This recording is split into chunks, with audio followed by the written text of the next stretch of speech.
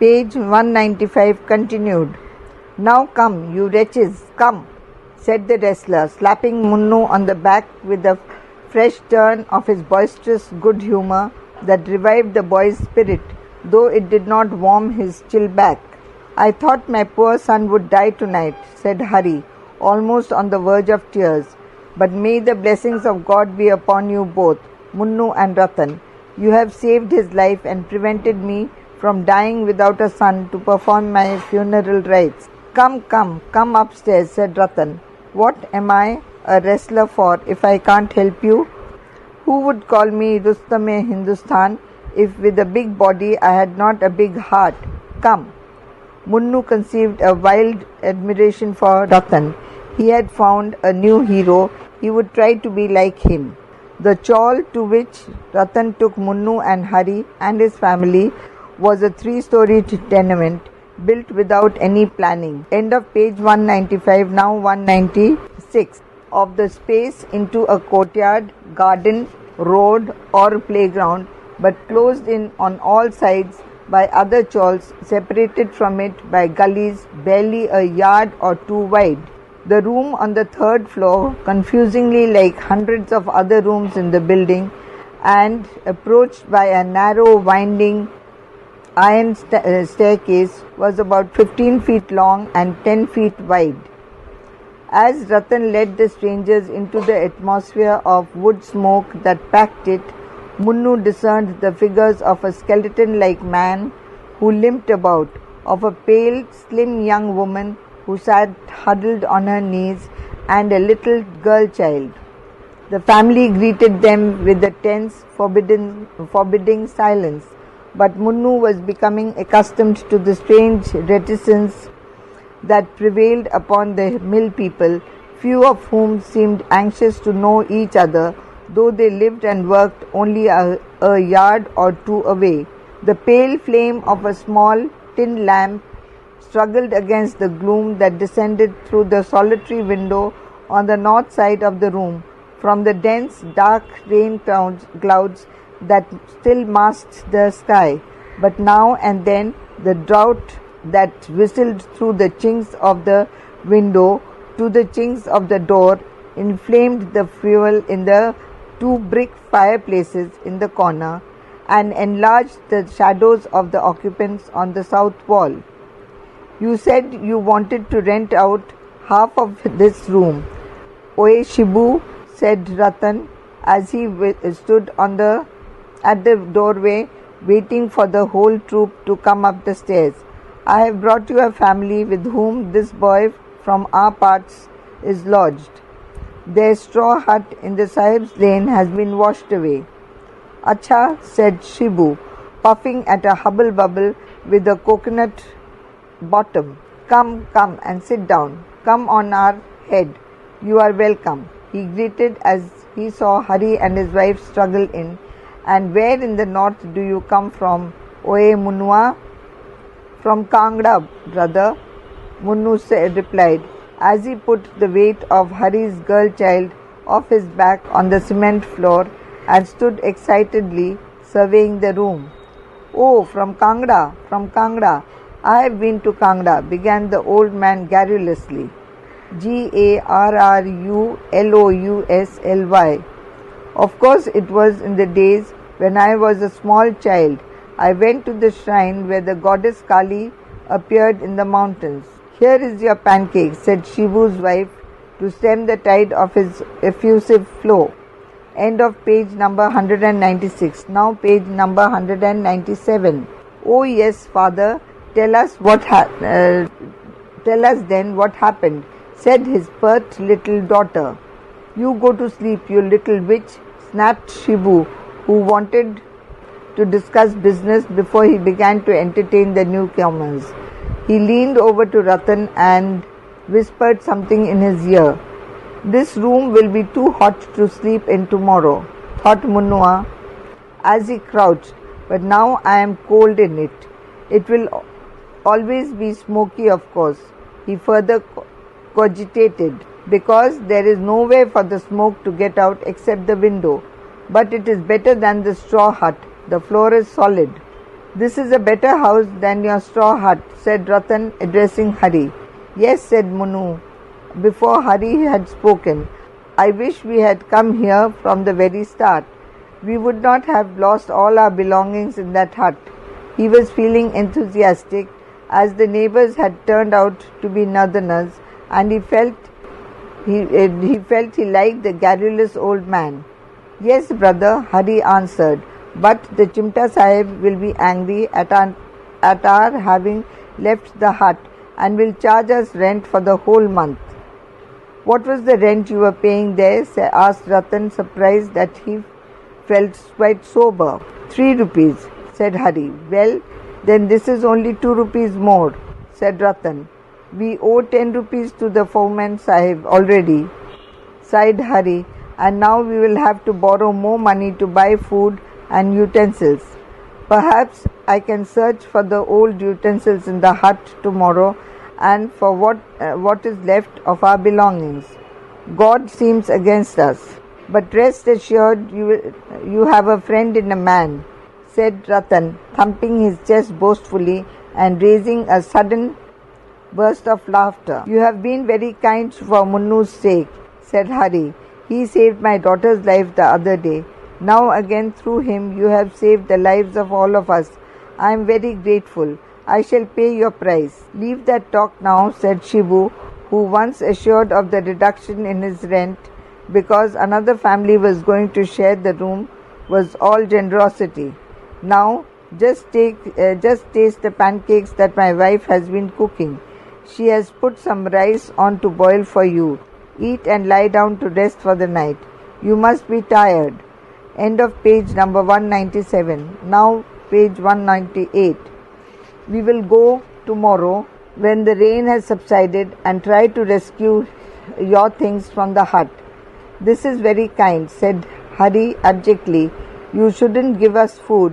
You have a large family." Come, brother," said the man. "We may be in Bombay and poor, but we have not lost all the habits of the north yet. Here is a sackcloth.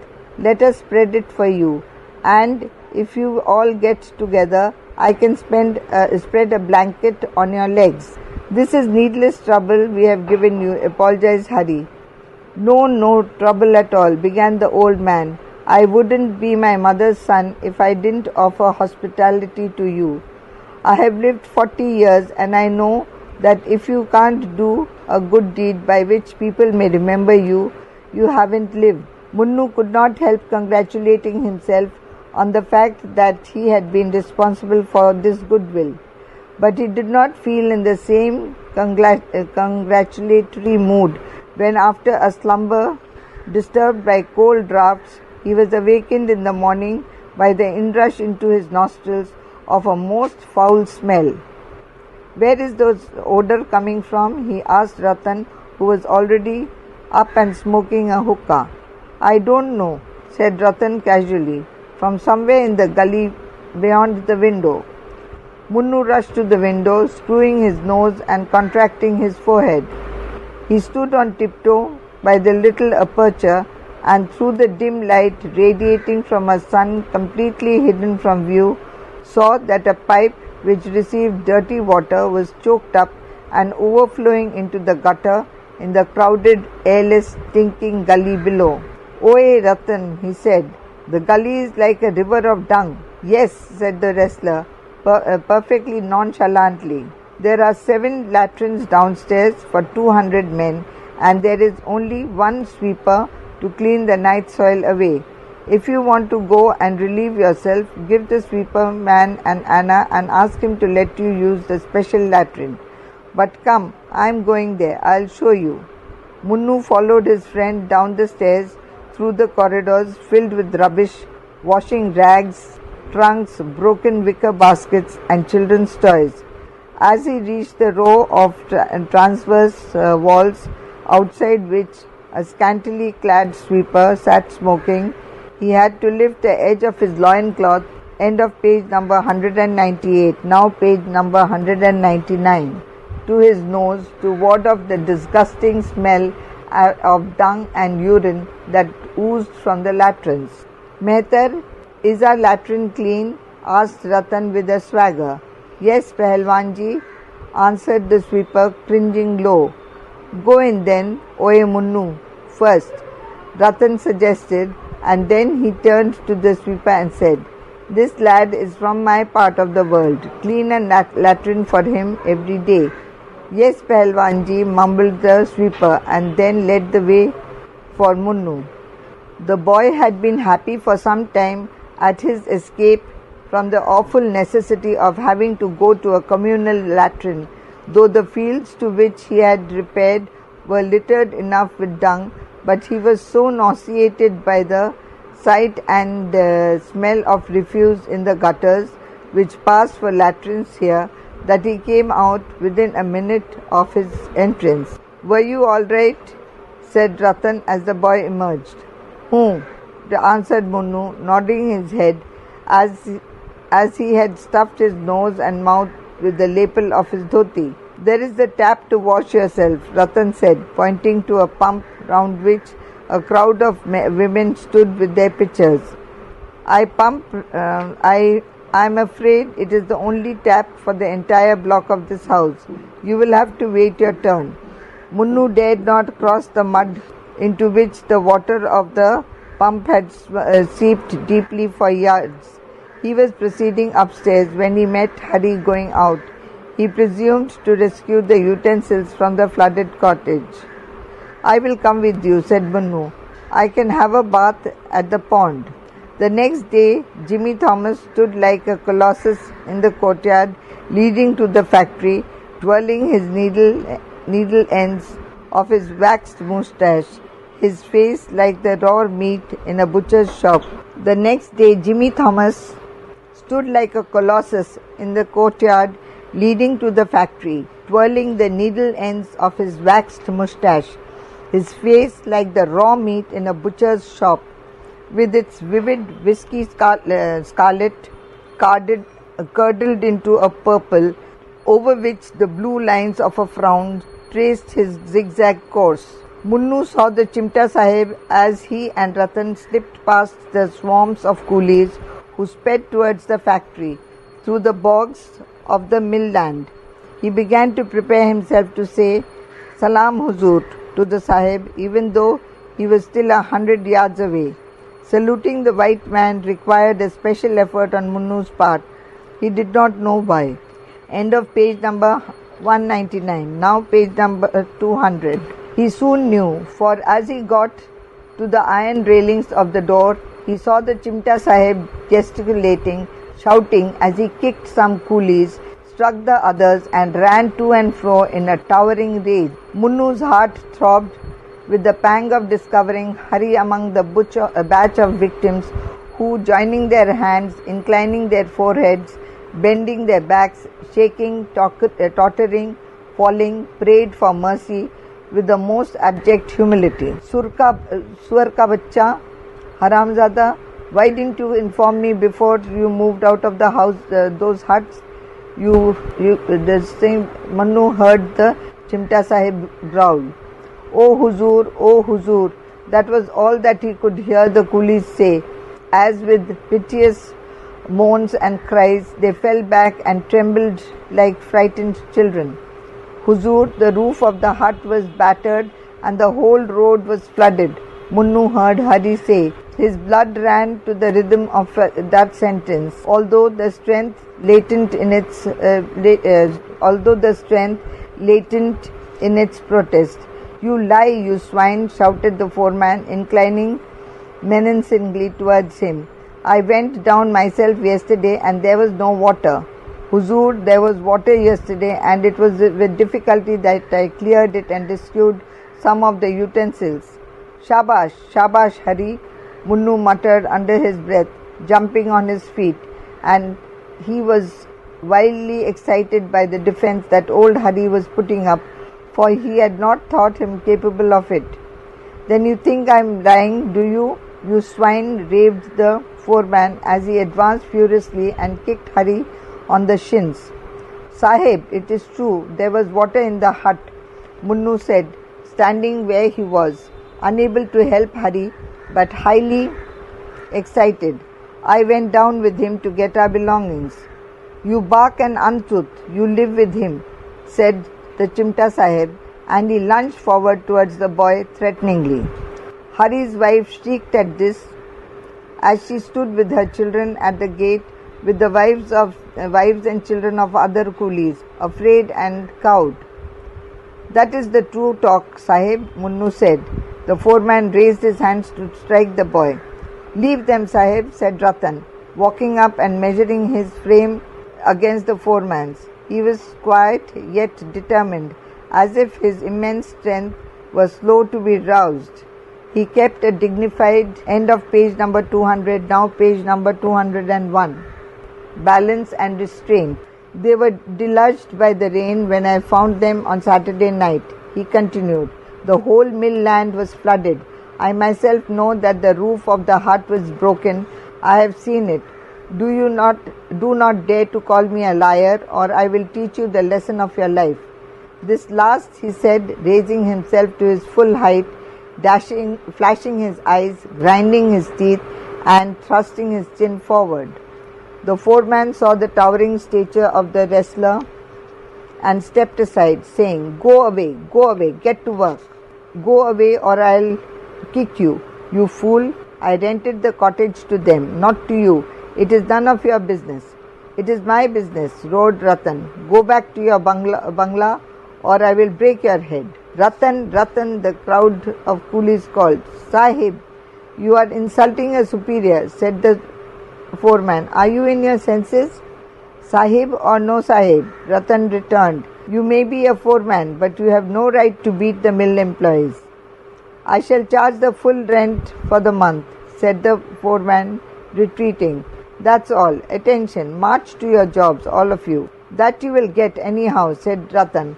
But just you touch any of them and I will teach you and I will show you a bit of my mind. Acha, Pahalwan Sahib, said Nadir Khan, the Pathan warder, dragging the wrestler away and dispersing the crowd of coolies.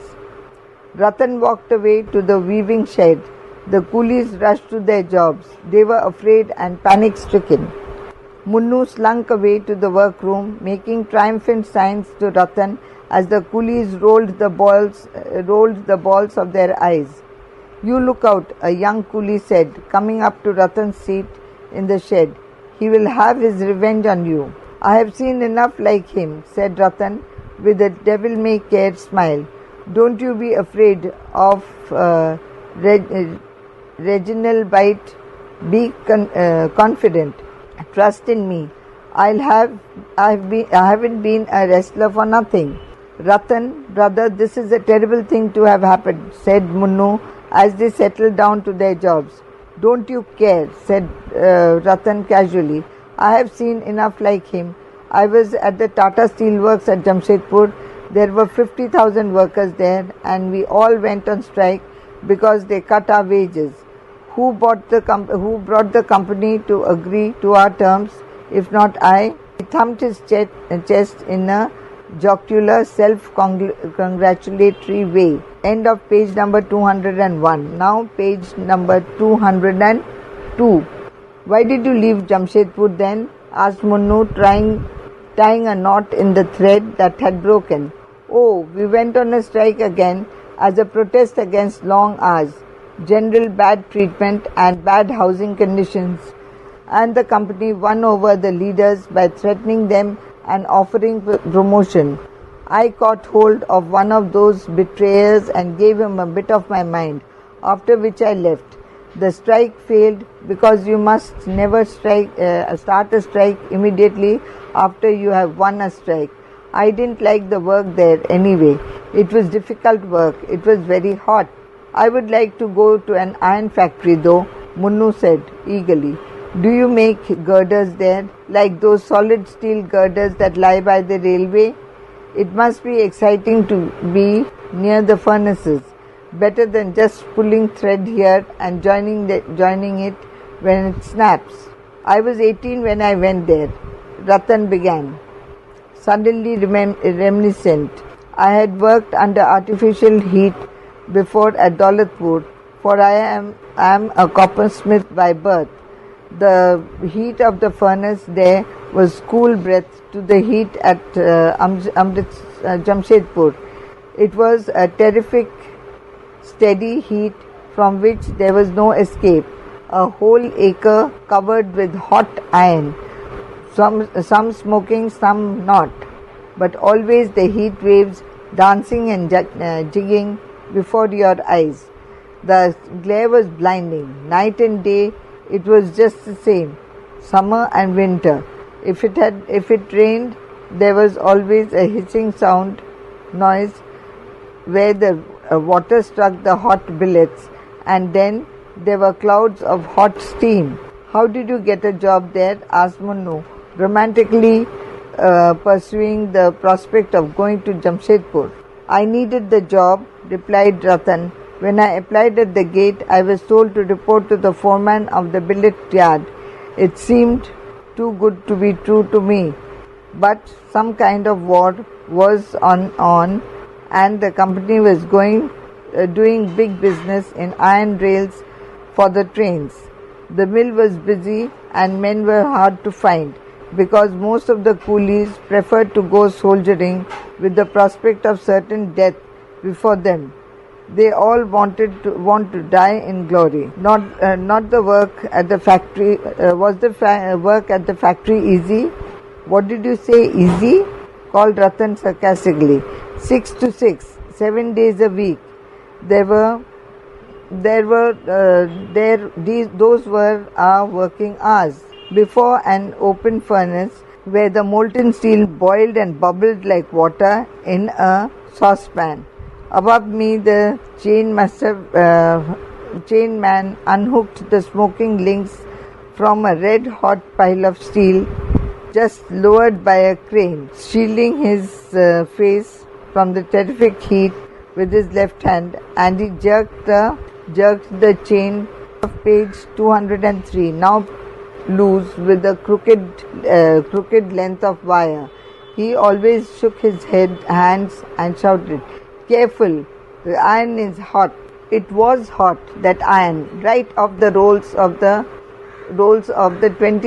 12-inch mills, red as sunset viewed through a cloud of smoke. Sometimes it took nearly half an hour to get black, and then it was more dangerous than ever. When the pile was red, you knew it was hot, but when it turned black, you might accidentally rest your hand against it or put your foot in the smallest billet. You found out it did not have to be red to burn. I put in extra hours sometimes when changing from the day to the night shift or back again. I did 24 hours, and once when my relief did not turn up, I put in 36 hours. 36 hours. Didn't you want to sleep? Said Munnu naively. That is working day and night. I didn't actually work all those 36 hours, said Ratan, but I must have worked 32 hours. The other 4 I cheated the company off on the night shift. I slept in little snatches of 15 or 20 minutes at a time, with a plank for a bed and a brick for a pillow. Alongside the gas producer was the timekeeper's hut, but he was an opium eater, and he knew it is hard to sleep in a steel mill. There was so much noise, and things were always falling. A clumsy crane man may tip over a pile of billets and knock the shanty down. It is really safer to stay awake, but 36 hours is a long time to do that. Munnu stared at Ratan, open-eyed and admiring. Ratan divined the youngster's eagerness and continued, "No, don't you think of going to Jamshedpur. Stay here and work the bobbins. There, if I bumped into a protruding billet, it felt as though my hip was broken, and always overhead were tons of steel being carried back and forth by the crane, a dozen billets to a load, each weighing a quarter of a ton. If they fell, if ever one of them fell, and sometimes they did fall, a chain would break once in a while and then you ran for your life. But the chain did not have to break to make trouble. There might be broken link in it, and it came out, spilling the load, scattering it in all directions, and running or even walking about was dangerous. It was so easy to crack an ankle against a hunk of iron. Don't gossip. Steady at work, all of you, the foreman shouted, hovering on the horizon. He will have his revenge upon you, whispered Munnu after he was gone. End of page 203. Now page 204. The foreman did have his revenge. Not that day, not the next, not that week, not the next week, not that month, but a month and a half later, when the pay that was a month and a half overdue was doled out to the workers. It was a Saturday afternoon. The malevolent sun, ascendant again after the monsoon, scorched the scantily clad bodies of the coolies in the grassless compound of the factory to a dark copper hue, while it reddened the face of Chimta Sahib to a still more vivid scarlet as he sat in his greasy white trousers, greasy open-collared shirt, greasy polo topi, under the shade of the office veranda, protected by Nadir Khan, the warder. Harry, called Jimmy Thomas, irritated by the flies and flying bugs which seemed to find the grease on his moustache and his clothes rather tasty. Hari, whose ears were not quite used to the anglicized pronunciation of his name, looked absently around at Munnu and Ratan, who had begun to play chess with stones while waiting for their turn. Harry, shouted Jimmy Thomas, flushed and angry, taking up a fly killer attached to a cane and striking it a rap on his desk. No answer. Only the coolies stared at each other, eager to produce the man, lest the wrath of the white man descend upon them. Harry, he bawled again, almost getting up in his seat. Hurry, Munnu nudged his friend. Go on, you are being called. Hari jumped up instantaneously and shambled forward to the pay desk, dragging his skinny, irregular, awkward legs, heaving his flat feet, which seemed weighted down to the earth through fatigue and his cares and trials. Hurry up, said the foreman as he saw the old man coming. I am not your father's servant that I should wait here all day for the pleasure of handing over money to you. Your thumb. My bap, said Hari, saluting, pushing forward the thumb of his right hand onto the black ink, which lay soaking on a pad in a tin, and then lifting it to see if it were well covered. The foreman caught hold of his trembling hand as if he were touching a leper and pressed it down on the register. Then he took 2 currency notes of 5 rupees each and 10 silver rupees and handed it over to him, saying, 10 rupees you owe me in cash, a rupee interest on the loan, 3 rupees rent for the hut for 1 month, 1 rupee for repair of the hut, 5 rupees cut for the damaged cloth. Now page 205. The remainder you receive for you. Munnu, Coolie, your wife and children. Hari knew these phrases well from long experience. Loan, interest, rent, damaged cloth, and though he resented them, he had learned to respect them. He accepted the 20 rupees, salamed the foreman and withdrew. His heart sank as he came towards Munnu. His eyes were full of tears. His face was knotted pale and half told the grim tale. What has happened? Munnu asked. Nothing, brother, he said with choking breath. 5 rupees deducted for damaged cloth, and after the rent on the hut and the interest and the loan are paid off, we all get 20 rupees out of the 45 we were to be paid. Here's your portion, 10 rupees. No, Munnu said, you keep it, Hari. I owe you that for my food and rent. No, brother. No, Munnu said, you keep it, Hari. I owe you that for my food and rent. No, brother. Why should you suffer? You take your portion, insisted Hari. All right, give him 5 rupees for pocket expenses, suggested Ratan to end their way of courtesy. Ratan, came the foreman's call.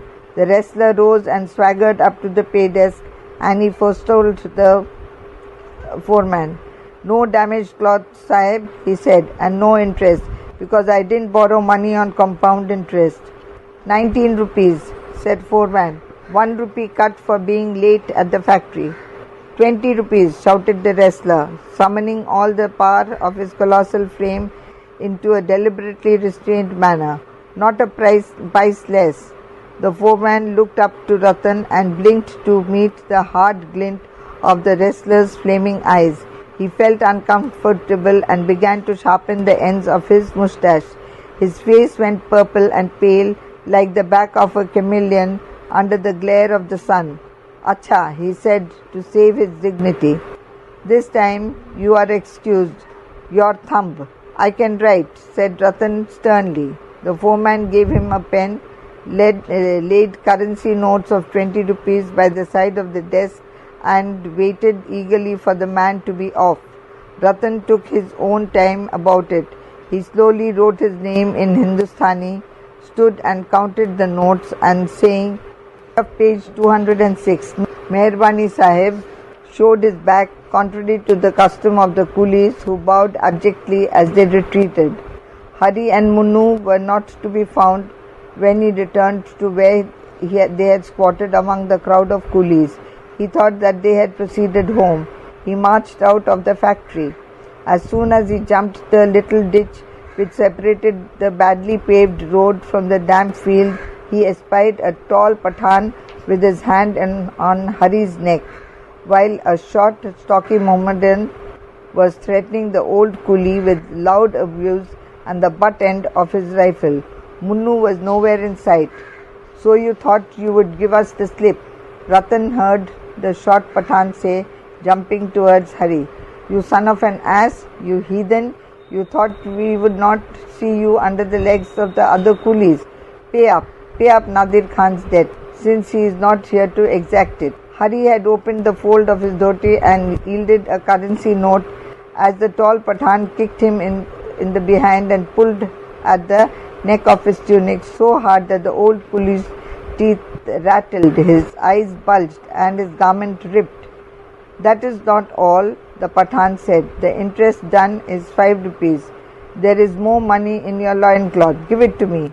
My wages have been cut, Khan Sahib, said Hari, joining his hands with the note pressed between them. I had some money deducted for damaged cloth. I can't pay this month. I shall pay next month. The short Pathan snatched the note out of his hand, and the tall Pathan was about to kick Hari off when Ratan walked up slowly and caught hold of the Pathan by the collar. Leave him go, you ruffians, he said. What has this to do with you, Pahalwan? Snarled the short Pathan. Everything, you swine, Ratan shouted. He has paid you the money. What more do you want? Why do you show off your strength to an old man? Come, give me a fight, you bullies. Acha, Pahalwan Sahib, said the tall man, releasing Hari from his grasp because he felt the shadow of Ratan's presence behind him and the powerful hold of the wrestler's hand on his neck. Acha, repeated the short Pathan, shaking his head a little nervously. The rest of the money shall be added to the capital. We shall put it in the book. Go. End of page 206. Now page 207. Hari broke into a short shuffling run, his heart breaking, his eyes full of tears, and his frame hanging loose. Ratan let the tall Pathan's neck loose. The Pathan strode away towards some other coolies, trying to keep their heads from hanging low with humiliation. Ratan came abreast of Hari. So afraid was the old man of the Pathans following him, however, that he staggered and fell. Hari, don't be afraid. It is I, Ratan, the wrestler said, helping him up, and in a complete silence they proceeded homewards. As they came to the tenement house through the viscid, viscid, noisome mud, they saw the Chowkidar and Munnu standing up by the staircase. He wants the rent, Munnu said, coming towards his friends. I told him that Shibu would pay. Hari handed out 3 rupees from the knot of his loincloth and said, You pay 2 rupees, brother. We will settle the account later with Shibu. Munnu handed over the rupees. This is my share towards the rent, said Ratan, handing over 2 rupees to the chowkidar. Hari struggled up the staircase, his face pinched and screwed into a knot, his body lifeless and heavy, his legs shaking precariously. He sank to the floor of the room on the 3rd floor with a sigh. Lakshmi came and began to press his knees reverently. Ratan began to smoke a bidi. Munnu, who had hitherto enjoyed the delights of smoking only surreptitiously, stretched his hands towards Ratan for a cigarette. Unfortunately, the first puff he took made him cough. He was amused at his own discomfiture. But Ratan roared with laughter like a child. They have cut 5 rupees from our pay for damaged cloth, Shibu said, coming in. This is no occasion for mirth making. They dared not cut any money for damaged cloth out of my pay, Ratan said. You ought to be manly enough to stand up for yourself, or you should come with me and join the union. You are all so lethargic. I will join the union, Munnu said. Tell me where it is. Come, he said. We will go and get your names enrolled. There is no time to lose. End of page 207. Now page 208. All right, Lakshmi, said Hari, whose fatigue had been somewhat alleviated by his wife's attention. I have enough strength now. I will go and enroll my name in the union too.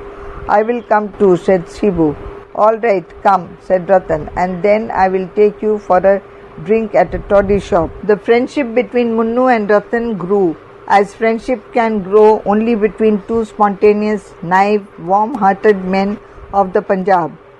It had arisen quickly, developed fast, so that they were now calling each other friends since the days when they wore napkins in their cradles.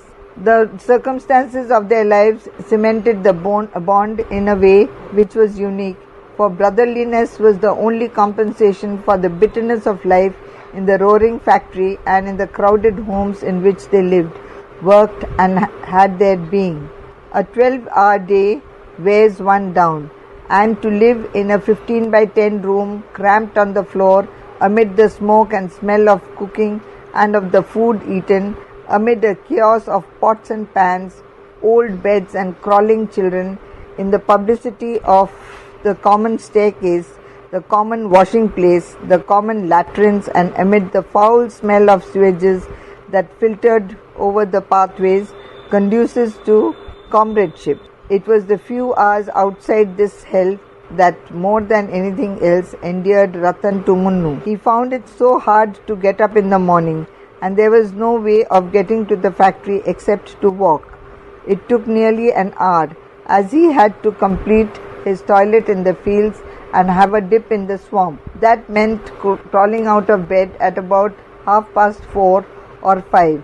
By the time he had eaten a little bread left over from last night, walked to the pool, relieved himself, washed and walked to the mill, it was 6.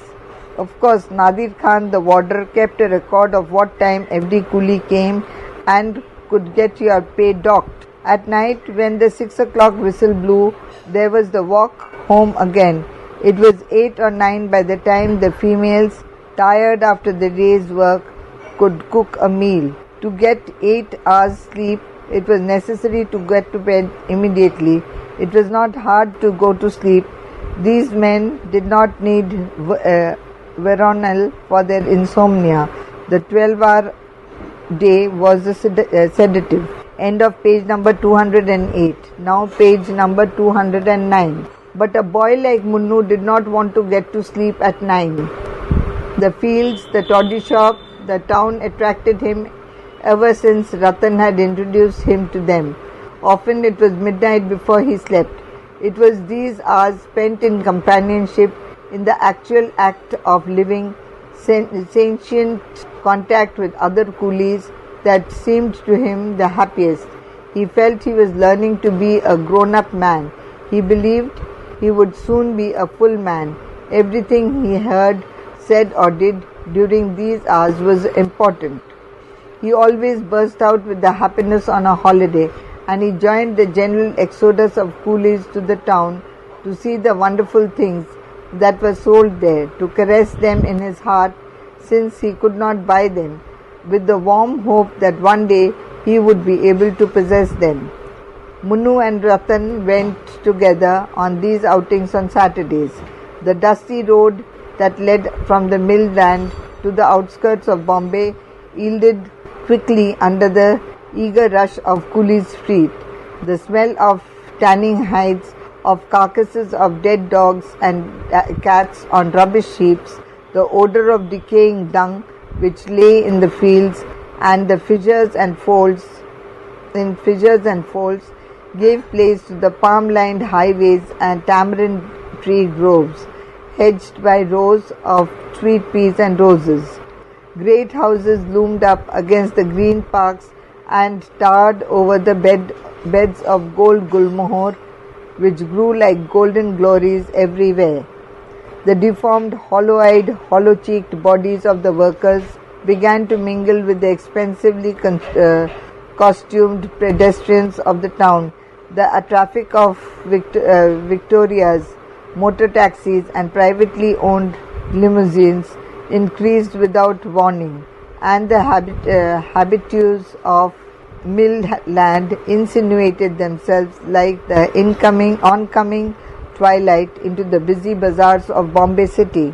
"I will show you a tamasha today," said Ratan to Munnu as they sat in a toddy shop, his face suddenly lighting up with an embarrassed smile, and draining the last draught of Muri beer from a bottle before him. He led Munnu under the glare of electric lights in the Abdul Rahman street, past the gas lamps of the Bhindi Bazaar, through a dimly lit lane into Grant Road. Munnu had had a glass of beer and followed Ratan enthusiastically into the quaint, narrow and old street whose dirt was hidden by the dark, whose unsavory smells mixed with the perfume of the flower stalls. End of page number 209. Now page 210. And whose squalor was nicely camouflaged by the forms of the thickly painted, profusely bejewelled, gorgeously attired women who sat on low stools padded with cushions in the windows and balconies over curious little shops, smiling strange smiles and winking at the swarms of men who walked along leisurely, gaily dressed and chewing the betel leaf or betel nut while they looked out for a bawd. B-A-W-D. "Isn't that a lovely scene?" Ratan bent down and remarked. "Aren't you happy to have come with me? And now tell me, which of those women do you like?" Munnu smiled to cover his embarrassment. His heart was beating with the eager urge that Ratan's word aroused in his body. He felt warm and happy and started as his friend with a wonderfully innocent light in his eyes, as if stared at his friend with a wonderfully innocent light in his eyes, as if he was wrapped in a wild sensual dream. "Come," Ratan said, "I know where to take you. We will go to Pyari Jaan." Munnu followed his friend along wave upon wave of human passion that surged up and down the street. The gay, rustling white-black background swarms that ebbed and flowed to the rhythm of a silent song, the song of desire which sought in music, dance and love and escape, a death, a kind of culmination, howsoever temporary and partial, from the loneliness of the soul.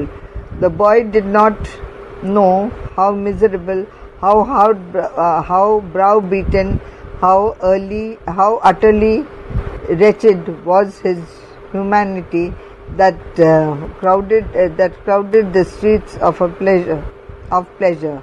He was taken in by the glamour of the masquerade and thought it to be a carnival like those affairs in the country, where people went to show of their grandest and gaudiest clothes. He had no certain aim or object himself, and thought that all these people wandered too, without an aim or object. But before he knew where he was, Ratan had dragged him through a dark alley into a ill-evening courtyard, evil-smelling courtyard, and led him up a narrow, dark flight of steps into an open saloon, bhool, our pochi. But before he knew where he was, Ratan had dragged him through a dark alley into an evil-smelling courtyard and led him up a narrow, dark flight of stairs into an open salon, brilliantly lit with tall chandeliers and decorated with paper chains and imitative flowers from the dome of the walls, where large oleographs of His Majesty King Edward VII and his grandson the Prince King Emperor hung side by side with the lithographs of the monkey god Hanuman, and large photographs of a woman, ostensibly Pyari Jan, as she had appeared in the heyday of her prosperity, when she had danced for all the big merchants in Bombay. It was not the broken middle-aged used-up creature who now sat at the window, swathed in cheap tawdry imitation silks and draperies. End of page number 210, now page 211. And nose, ear, hand and neck ornaments.